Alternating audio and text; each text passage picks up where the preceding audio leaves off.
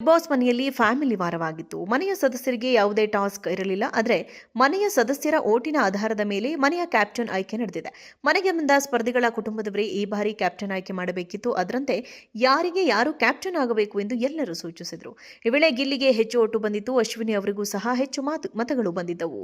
ಅಂತಿಮವಾಗಿ ಅಶ್ವಿನಿ ಮತ್ತು ಗಿಲ್ಲಿ ನಡುವೆ ಅಂತಿಮ ಕ್ಯಾಪ್ಟನ್ಸಿ ಟಾಸ್ಕ್ ನಡೆದಿದ್ದು, ಟಾಸ್ಕ್ನಲ್ಲಿ ಗಿಲ್ಲಿ ಗೆಲುವು ಸಾಧಿಸಿ ಮೊಟ್ಟಮೊದಲ ಬಾರಿಗೆ ಮನೆಯ ಕ್ಯಾಪ್ಟನ್ ಆಗಿದ್ದಾರೆ.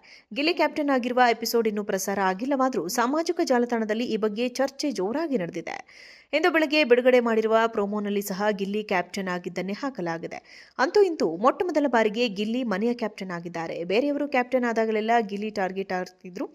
ಗಿಲ್ಲಿಯಿಂದ ಕೆಲಸ ತೆಗೆಸುವುದೇ ಬೇರೆ ಕ್ಯಾಪ್ಟನ್ಗಳಿಗೆ ಹರಸಾಹಸ ಆಗಿರ್ತಿತ್ತು. ರಘು, ರಾಶಿಕಾ ಇನ್ನು ಕೆಲವರು ಕ್ಯಾಪ್ಟನ್ ಆಗಿದ್ದಾಗೆಲ್ಲ ಗಿಲ್ಲಿಯನ್ನ ಸಖತ್ತಾಗಿ ಗೋಳುಕೊಂಡಿದ್ದು ಸಹ ಇದೆ. ಆದರೆ ಈಗ ಸ್ವತಃ ಗಿಲ್ಲಿಯೇ ಕ್ಯಾಪ್ಟನ್ ಆಗಿದ್ದು ಅವರು ಕ್ಯಾಪ್ಟನ್ಸಿಯನ್ನ ಹೇಗೆ ನಿಭಾಯಿಸುತ್ತಾರೆ ಎಂಬುದನ್ನು ಕಾದು ನೋಡಬೇಕಿದೆ. ಗಿಲ್ಲಿ ಕ್ಯಾಪ್ಟನ್ ಆಗಿರುವುದು ಮನೆಯ ಕೆಲವರಿಗೆ ಇಷ್ಟವಾದರೆ ಇನ್ನು ಕೆಲವರಿಗೆ ಇಷ್ಟವಾದಂತಿಲ್ಲ. ರಘು ಹಾಗೂ ಸೂರಜ್ ಅವರು ಗಿಲ್ಲಿ ಹೇಗೋ ಟಾಸ್ಕ್ ಆಡಿ ಗೆದ್ದು ಕ್ಯಾಪ್ಟನ್ ಆಗುವುದಿಲ್ಲ, ಆದರೆ ಹೇಗಾದರೂ ಕ್ಯಾಪ್ಟನ್ ಆಗಲಿ ಎಂದು ಬಿಗ್ ಬಾಸ್ ಹೇಗೆ ಮಾಡಿದ್ದಾರೆ ಎಂದೆಲ್ಲ ಮಾತನಾಡಿದ್ದಾರೆ. ಆದರೆ ಗಿಲ್ಲಿಯ ದುರಾದೃಷ್ಟಕ್ಕೆ ಗಿಲ್ಲಿ ಕ್ಯಾಪ್ಟನ್ ಆದ ವಾರವೇ ಸುದೀಪ್ ಅವರು ಬಿಗ್ ಬಾಸ್ಗೆ ಗೈರಾಗಿದ್ದಾರೆ. ಈ ವಾರ ಸುದೀಪ್ ಅವರು ಬಿಗ್ ಬಾಸ್ ನಡೆಸಲು ಬರುತ್ತಿಲ್ಲ. ಪ್ರತಿ ವಾರವೂ ಸುದೀಪ್ ಅವರು ಬಂದಾಗ ಹೊಸ ಕ್ಯಾಪ್ಟನ್ಗೆ ಶುಭಾಶಯ ಕೋರುವುದು ಸಾಮಾನ್ಯ. ಆದರೆ ಗಿಲ್ಲಿ ಕ್ಯಾಪ್ಟನ್ ಆದಾಗಲೇ ಸುದೀಪ್ ಅವರು ಗೈರಾಗಿ ಗಿಲ್ಲಿ ಅವಕಾಶದಿಂದ ವಂಚಿತರಾಗಿದ್ದಾರೆ. ಈ ವಾರ ಬಿಗ್ ಬಾಸ್ ಮನೆಯಲ್ಲಿ ಫ್ಯಾಮಿಲಿ ವಾರವಾಗಿತ್ತು. ಮನೆಯ ಸದಸ್ಯರಿಗೆ ಯಾವುದೇ ಟಾಸ್ಕ್ ಇರಲಿಲ್ಲ. ಆದರೆ ಮನೆಯ ಸದಸ್ಯರ ಓಟಿನ ಆಧಾರದ ಮೇಲೆ ಮನೆಯ ಕ್ಯಾಪ್ಟನ್ ಆಯ್ಕೆ ನಡೆದಿದೆ. ಮನೆಗೆ ಬಂದ ಸ್ಪರ್ಧಿಗಳ ಕುಟುಂಬದವರೇ ಈ ಬಾರಿ ಕ್ಯಾಪ್ಟನ್ ಆಯ್ಕೆ ಮಾಡಬೇಕಿತ್ತು. ಅದರಂತೆ ಯಾರಿಗೆ ಯಾರು ಕ್ಯಾಪ್ಟನ್ ಆಗಬೇಕು ಎಂದು ಎಲ್ಲರೂ ಸೂಚಿಸಿದರು. ಈ ವೇಳೆ ಗಿಲ್ಲಿಗೆ ಹೆಚ್ಚು ಓಟು ಬಂದಿತ್ತು. ಅಶ್ವಿನಿ ಅವರಿಗೂ ಸಹ ಹೆಚ್ಚು ಮತಗಳು ಬಂದಿದ್ದವು. ಅಂತಿಮವಾಗಿ ಅಶ್ವಿನಿ ಮತ್ತು ಗಿಲ್ಲಿ ನಡುವೆ ಅಂತಿಮ ಕ್ಯಾಪ್ಟನ್ಸಿ ಟಾಸ್ಕ್ ನಡೆದಿದ್ದು, ಟಾಸ್ಕ್ನಲ್ಲಿ ಗಿಲ್ಲಿ ಗೆಲುವು ಸಾಧಿಸಿ ಮೊಟ್ಟಮೊದಲ ಬಾರಿಗೆ ಮನೆಯ ಕ್ಯಾಪ್ಟನ್ ಆಗಿದ್ದಾರೆ. ಗಿಲ್ಲಿ ಕ್ಯಾಪ್ಟನ್ ಆಗಿರುವ ಎಪಿಸೋಡ್ ಇನ್ನೂ ಪ್ರಸಾರ ಆಗಿಲ್ಲವಾದರೂ ಸಾಮಾಜಿಕ ಜಾಲತಾಣದಲ್ಲಿ ಈ ಬಗ್ಗೆ ಚರ್ಚೆ ಜೋರಾಗಿ ನಡೆದಿದೆ.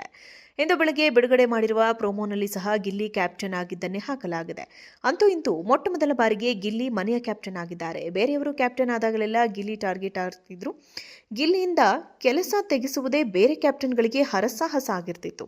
ರಘು, ರಾಶಿಕಾ ಇನ್ನು ಕೆಲವರು ಕ್ಯಾಪ್ಟನ್ ಆಗಿದ್ದಾಗೆಲ್ಲ ಗಿಲ್ಲಿಯನ್ನ ಸಖತ್ತಾಗಿ ಗೋಳುಕೊಂಡಿದ್ದು ಸಹ ಇದೆ. ಆದರೆ ಈಗ ಸ್ವತಃ ಗಿಲ್ಲಿಯೇ ಕ್ಯಾಪ್ಟನ್ ಆಗಿದ್ದು ಅವರು ಕ್ಯಾಪ್ಟನ್ಸಿಯನ್ನ ಹೇಗೆ ನಿಭಾಯಿಸುತ್ತಾರೆ ಎಂಬುದನ್ನು ಕಾದು ನೋಡಬೇಕಿದೆ.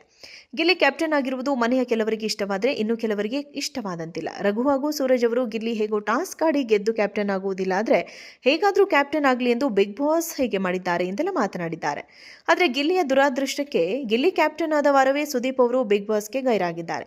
ಈ ವಾರ ಸುದೀಪ್ ಅವರು ಬಿಗ್ ಬಾಸ್ ನಡೆಸಲು ಬರುತ್ತಿಲ್ಲ. ಪ್ರತಿ ವಾರವೂ ಸುದೀಪ್ ಅವರು ಬಂದಾಗ ಹೊಸ ಕ್ಯಾಪ್ಟನ್ಗೆ ಶುಭಾಶಯ ಕೋರುವುದು ಸಾಮಾನ್ಯ.